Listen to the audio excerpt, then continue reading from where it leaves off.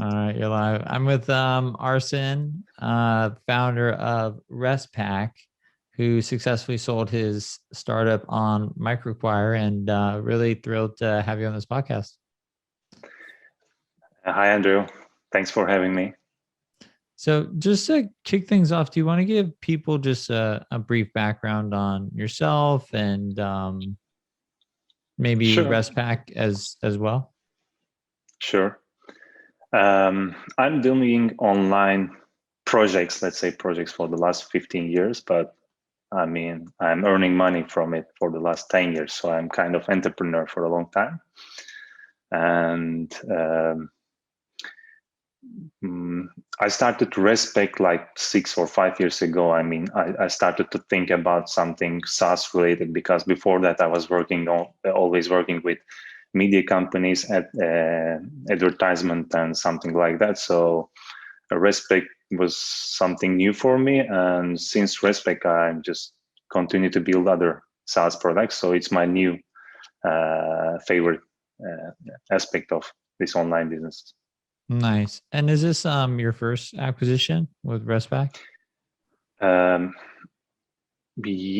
Actually, I co-founded a media company like 8 years ago and sold my shares there.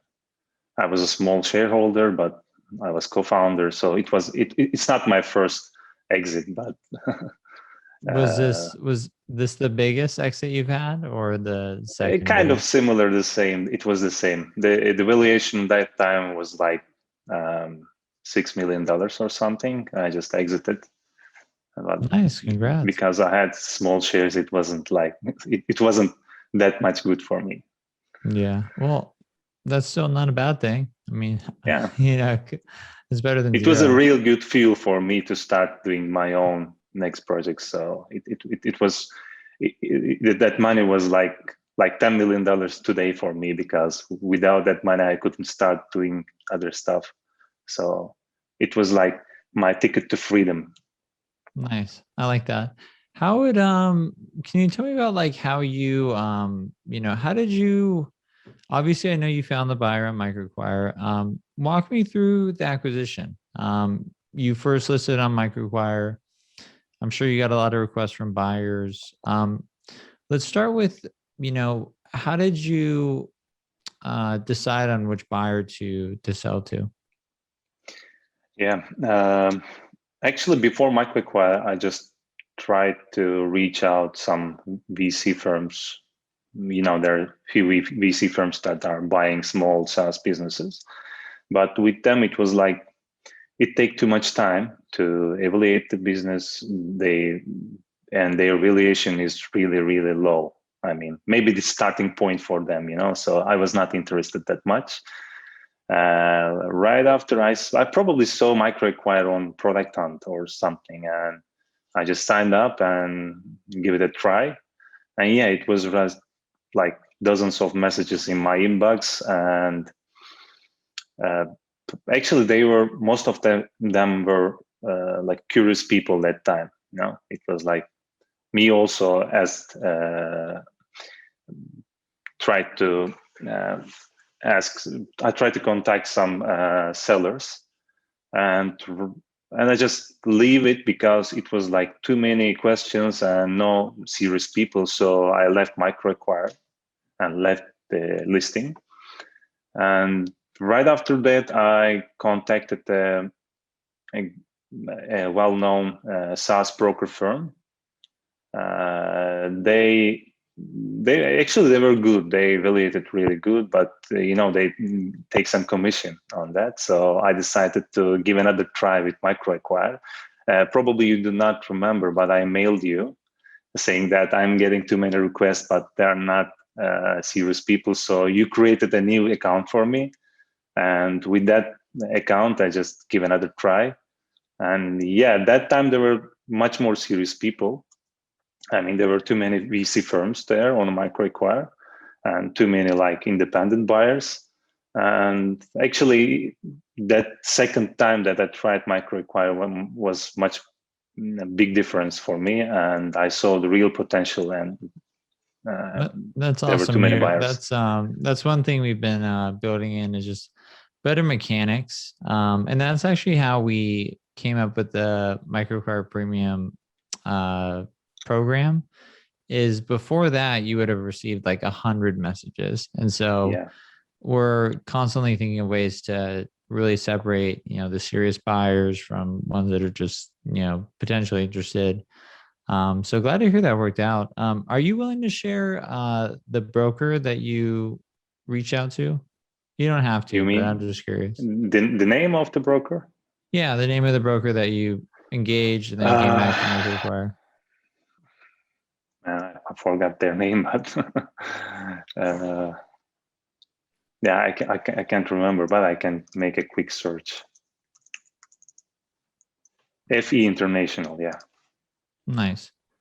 So, and then you relisted on MicroAcquire. What made you, so you had a bunch of qualified buyers reach out. What was the main selling point for you to engage with the buyer that you sold your company to? What made them stand out? What were some things that they did that made you feel comfortable having your company acquired by them?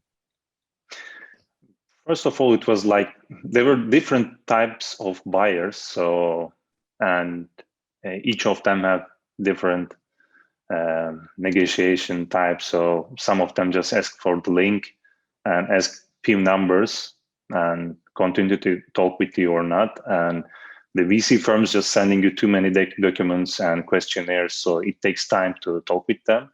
For me, right now, the buyer who bought our Restpack, he was independent guy. I think he just want to leave the corporate world and invest in SaaS. He was an engineer, so it was like the love at first sight. You see the man, he knows what he's looking Yeah. for, and because Restpack is technical SaaS product, it's API.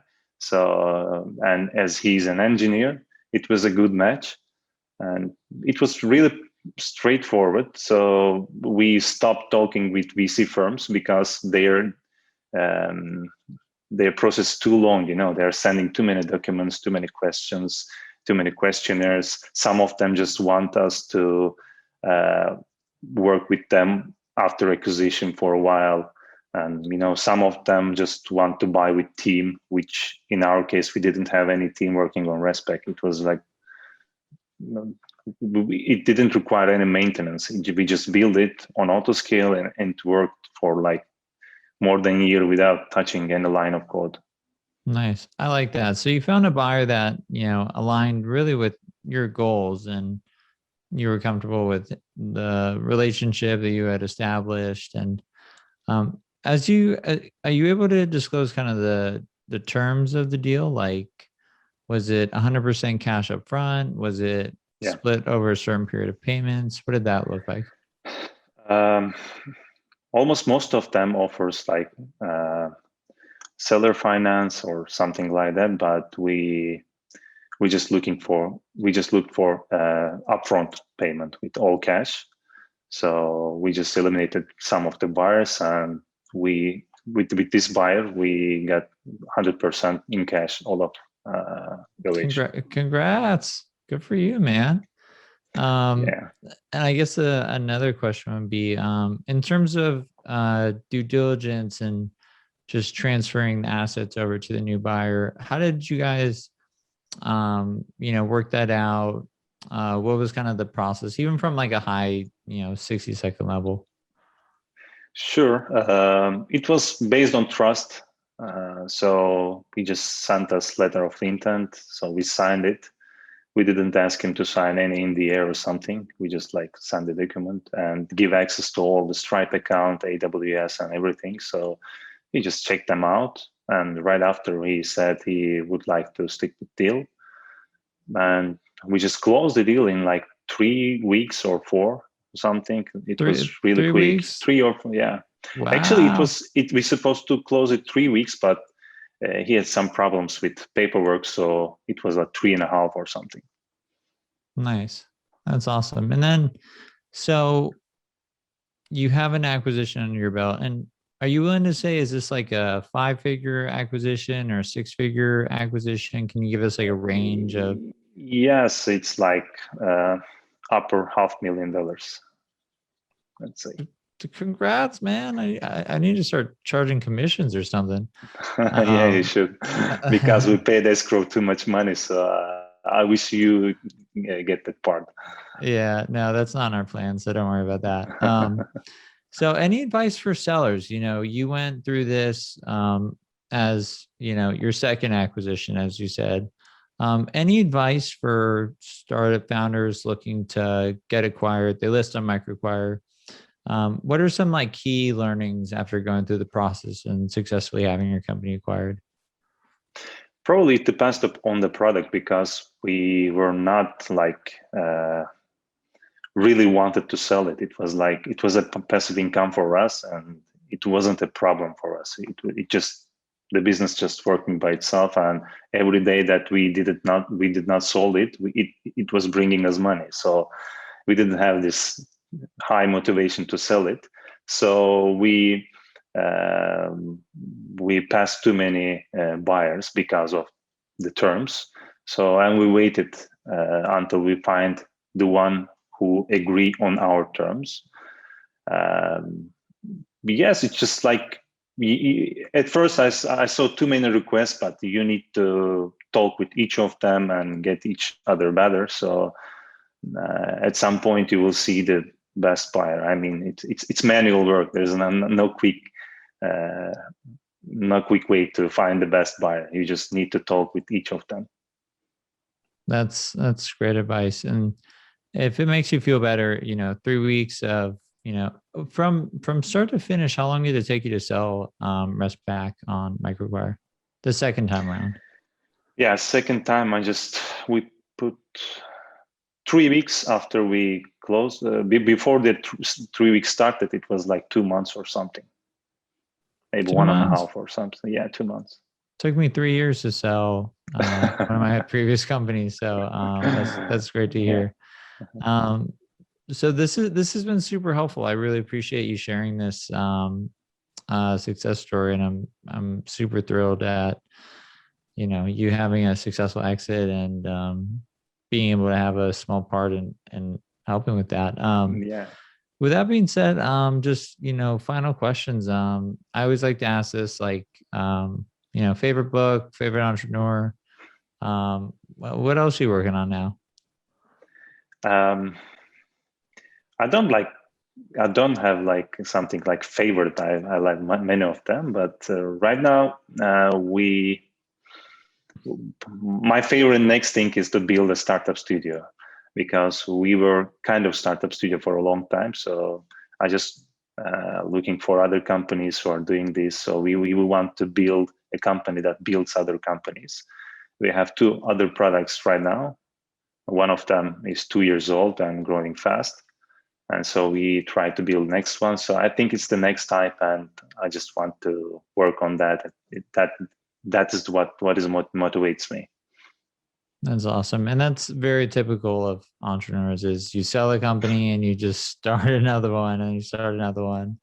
So that's I awesome. like the process of starting something. I'm builder more. I'm maker, more maker than entrepreneur or something. I like to build new things. Yeah, builder more than like a scaler, so to say. Yeah. Awesome. Well, that's all I got. I really appreciate you sharing this story. I think it's going to be very helpful for a lot of entrepreneurs looking to get acquired. If people want to get a hold of you, where can they find you online? Maybe Twitter, LinkedIn, anytime. Sounds good. Well, Arsen, thanks so much for joining me on this podcast. I really appreciate it, and hope you have a great rest of the week. I'm happy to be here. Thank you. Cheers.